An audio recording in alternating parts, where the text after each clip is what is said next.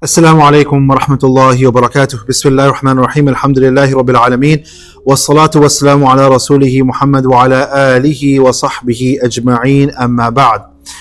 Allah subhanahu wa ta'ala, He says in the Quran, Inna iddata ash-shuhuri 'inda Allahi 12 shahran fi kitabillah. Yawma khalaqa as-samawati wal arda minha arba'atun hurum.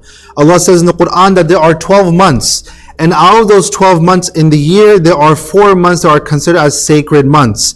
3 of them come consistently, one after another, and one comes separately. That is Dhul Qa'dah, Dhul Hijrah, Muharram, and the month that stands all by itself alone is the month of Rajab. These are the 4 months of the year that are considered as the sacred months of the Islamic lunar calendar. Inshallah, tomorrow we will be having the very first day of the month of Muharram, which is the first day of a new year, the Islamic New Year. And subhanallah, first of all, historically speaking, that when Abu Musa al-Ashari radiyallahu ta'ala in the Khilafah of Umar Ibn Al-Khattab radiyallahu ta'ala, he realized that this was a very big issue. There was no structure in terms of dates. They were not able to set dates. And as Islam began to grow, of course, just like today, you and I, we always, we plan things out based on the days, the dates, and so forth. Dates, our calendar, our schedule plays a heavy role in our life.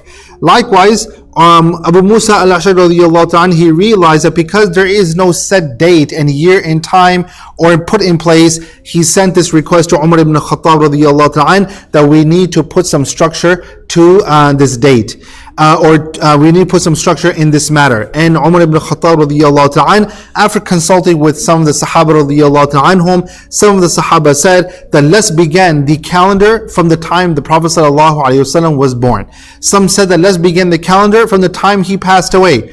Some has suggested let's begin when he made his hijrah, his migration from Mecca to Medina. Let's begin that time. And many ulama, they say that the reason why Umar ibn Al-Khattab radiyallahu ta'ala, he went with this decision is because this was a new page in Islamic history.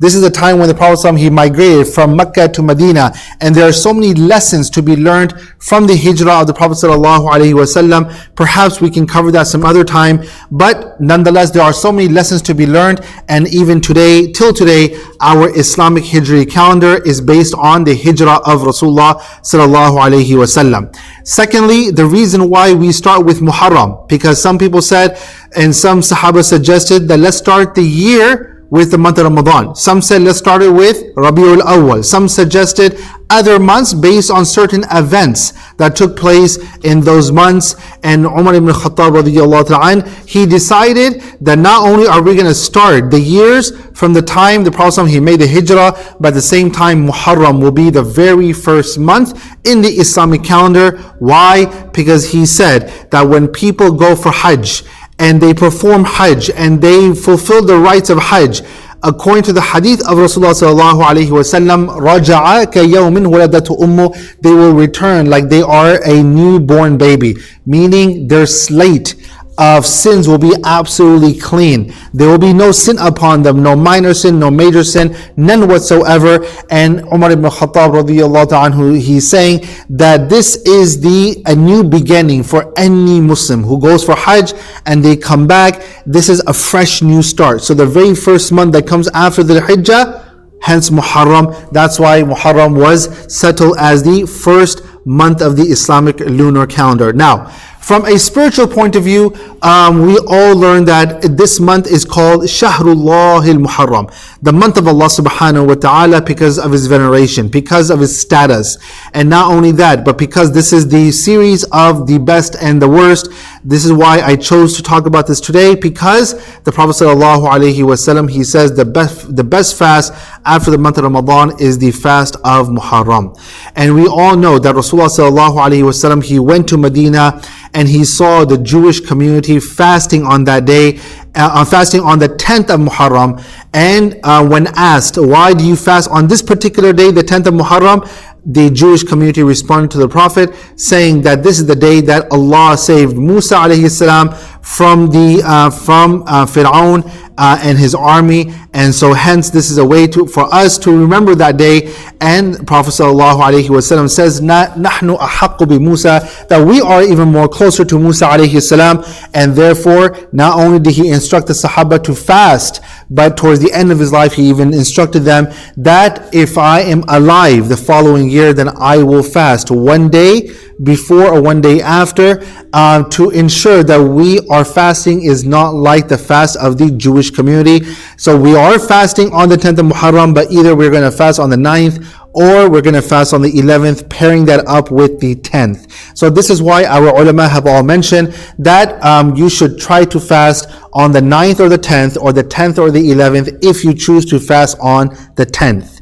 Now, one thing I do want to quickly mention is that I've seen this issue coming up, and this is why I'm mentioning this, is that based on the time that we are living in, tomorrow is the first day of Muharram, so hence, Saturday will be the 10th of Muharram. And there are ahadith of the Prophet ﷺ wherein he says that do not single out Saturdays for fasting and so forth. So I want to assure everyone that in this situation, this hadith does not necessarily apply, because we're fasting for a particular reason. Now, yes, if you were not fasting throughout the entire week and then you just so choose to fast on the 9th, on Saturday, then that can become an issue. So keep this in mind, is that even though the 10th will be on Saturday, you can still fast on Friday or Saturday, or fast on Saturday or Sunday, whatever you choose to. And the reward for fasting on this day, the 10th of Muharram, is, as the Prophet ﷺ, he says that this is it is an expiation of 1 year of sin.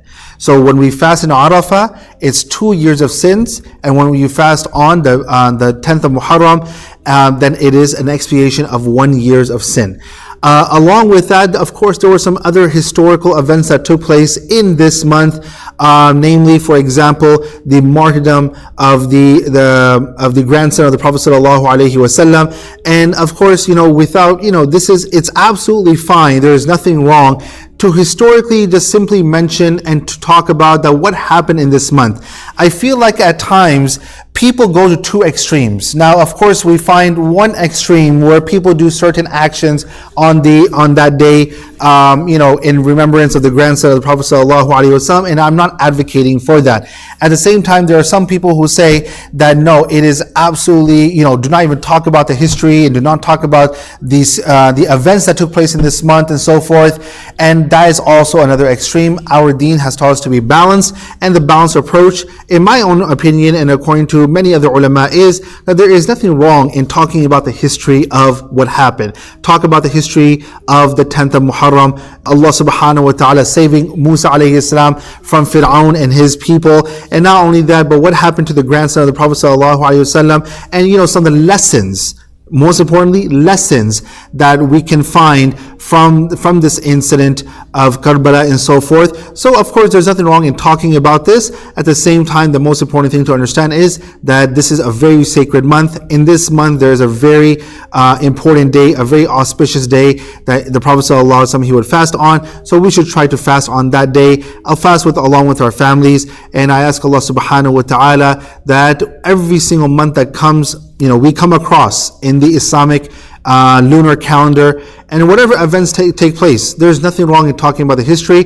Most importantly, I ask Allah subhanahu wa ta'ala to give us the ability to learn from those lessons. And finally, we talk about Hijri calendar. Once again, Hijrah of the Prophet ﷺ, there's so many lessons from the beginning of his journey till the end of his journey. So many lessons can be learned. Of course, we ask Allah subhanahu wa ta'ala to give all of us ability to apply those teachings in our life. Ameen Rabbil Alameen. Jazakumullah khair. Assalamu alaikum wa rahmatullahi wa barakatuh.